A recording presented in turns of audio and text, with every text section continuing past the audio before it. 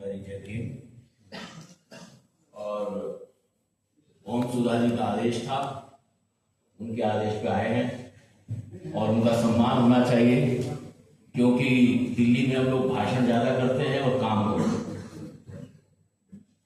Organise कम करते हैं और दूसरों को चाहते हैं कि लोग उनको बुलाएं और उनको बुलाएं। तो इसलिए ओम सुधा जी का बहुत बहुत धन्यवाद। उन्होंने मेरे लिए एक सब्जेक्ट दिया था। मैं आपको बताना चाहता हूं कि उन्होंने मुझको कहा था कि दलितों पर अत्याचार यही, तो नैगडोर जो है, national confederation of Dalit and Adivasi organisation, draft report मेरे हाथ में। ये रिपोर्ट हम लोग जल्दी ही दलितों पे होने वाले अत्याचार, उसके क्या कारण हैं, इन सबको लेकर एक बड़ी रिपोर्ट जारी करने वाला है। लेकिन मैं दो तीन छोटी छोटी बातें, क्योंकि ज्यादा नहीं दूंगा। राजकुमार भाटी जी बैठे हैं, प्रशांत जी बैठे हैं, रतन जी आने वाले हैं, शंभू बैठे हैं और बहुत सारे साथी हैं, तो सभी साथियों को आपको सुनना है। अभी हाल ही में उत्तर प्रदेश में 25 दिसंबर को एक पार्क का उद्घाटन।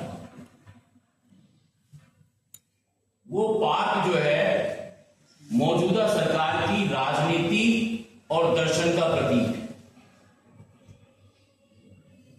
और उन दलितों को, आदिवासियों को और पिछड़ी जातियों को और कुछ कुछ अल्पसंख्यक भी हैं, वो चर्च में भी हैं, वो मस्जिद में भी हैं, वो गुरुद्वारे में भी हैं। उनको सोचना चाहिए कि जो सरकार के अग्गू बग्गू लघु पचलघु हैं, उस पार्क में 3 मूर्तियां हैं, तीनों के तीनों ब्राह्मण। तो ये है हिंदू राष्ट्र, बाकी तो किराएदार है, मालिक तो एक ही है। और डॉक्टर अंबेडकर ने इस बात को सबसे पहले पहचाना।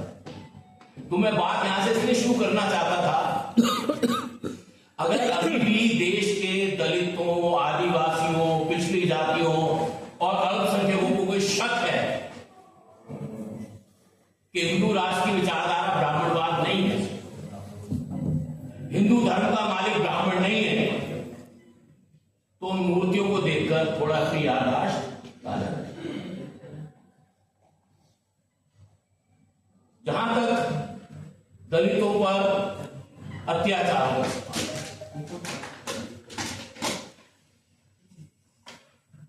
सार्वजनिक तौर पर मंत्रियों का भी अपमान था। कुर्सी वाले मंत्रियों को स्टूल दे दिया जाता है। अगर ओबीसी पर भी अगर अनुसूचित जाति जनजाति की तरह से कानून बन जाए तो स्टूल देने वाले को ओबीसी एट्रोसिटी एक्ट में सजा मिल जाएगी। जानते सही क्या हो? तो अत्याचार का नेचर समझना बहुत जरूरी है। अत्याचार का नेचर क्या है? सार्वजनिक तौर पर अपमान है, हमला है, धक्का मुक्की है, मारपीट है, सेक्सुअल अटैक है महिलाओं पर, बच्चों पर।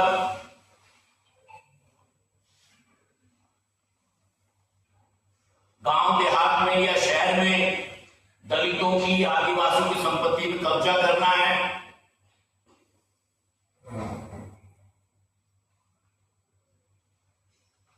और अगर दलित आदिवासी थोड़ी सी हिम्मत दिखा दे तो उसका सामाजिक आर्थिक बहिष्कार, जो सदियों से उनका टेस्टेड हथियार है।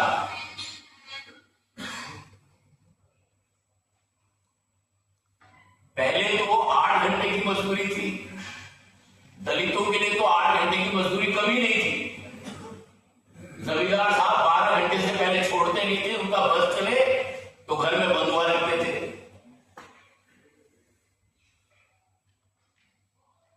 और अगर मजदूरी मांग ले तो उसके बहुत सारे उदाहरण आपने देखे होंगे। लोगों ने मजदूरी मांगी, उनको खंभे से बांध दिया,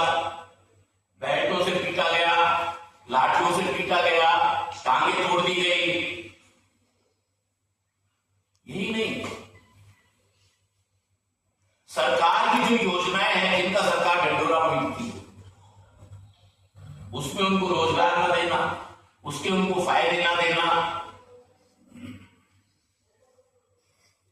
और चुनाव तो इनका सबसे प्रिय सब्जेक्ट है। चुनाव में वोट कैसे देने देंगे? उनको तो पता है कि दलितों का रुझान किधर है, आदिवासियों का रुझान किधर है। ये सब कुछ अत्याचारों के एग्जाम्पल्स हैं। लेकिन अगर हम इनके कारणों को नहीं देखेंगे